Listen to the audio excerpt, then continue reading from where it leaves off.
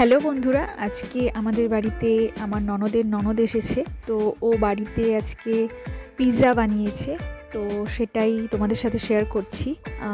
East ছাড়া pizza, একদম ঘরোয়া পদ্ধতিতে। তো তোমরা দেখতে থাকো, আশা করি ভালো লাগবে তোমাদের। প্রথমে ময়দাটা টক দই, চিনি, লবণ আর সাদা তেল আর জল দিয়ে মেখে নেওয়া হলো। এবার পিৎজার যে রুটটা হয় সেটা বানানো হচ্ছে।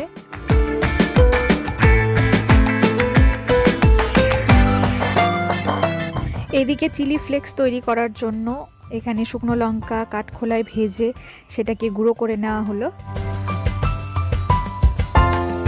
বাড়িতে পেঁয়াজ, টমেটো, ক্যাপসিকাম ছিল, তো সেগুলোই এখন কেটে নেওয়া হলো। আর এদিকে পিৎজার যে রুটিটা ছিল সেটাকে কাঁটা চামচ দিয়ে ফুটো ফুটো করে নেওয়া হলো।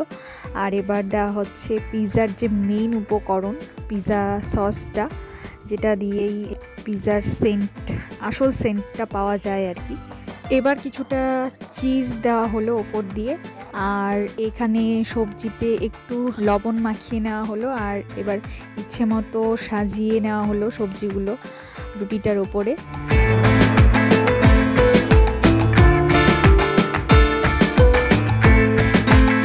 ব্যাস, রুটিটার ওপরে সবজিগুলো দিয়ে আবার কিছুটা পরিমাণ চিজ দেওয়া হলো আর একটু চিলি ফ্লেক্স। তো এবার আমরা এটাকে রান্না করব। এটা আমরা মাইক্রো ওভেনে করছি না, এটা আমরা কড়াইয়ে করব। তো কড়াইটা কিছুক্ষণ আগে গরম হতে দিয়ে দিয়েছিলাম, তো এবার গরম কিছুটা হয়েছে। তো এবার আমরা এটাকে 30 মিনিটের জন্য ঢেকে হতে দেব।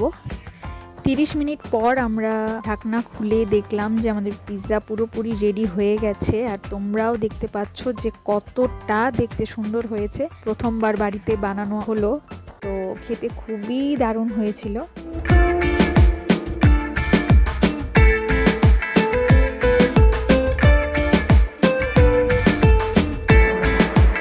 তো তোমরাও বাড়িতে ট্রাই করতে পারো আমাদের মতন করে, খুবই ভালো হয়। বাড়িতে ইস্ট ছাড়াও পিৎজা হয়, তো তোমরাও চেষ্টা করো, আশা করি ভালো লাগবে তোমাদেরও। তো চলো, আজকের মতো টাটা, এখানেই দেখা হচ্ছে অন্য ভিডিওতে।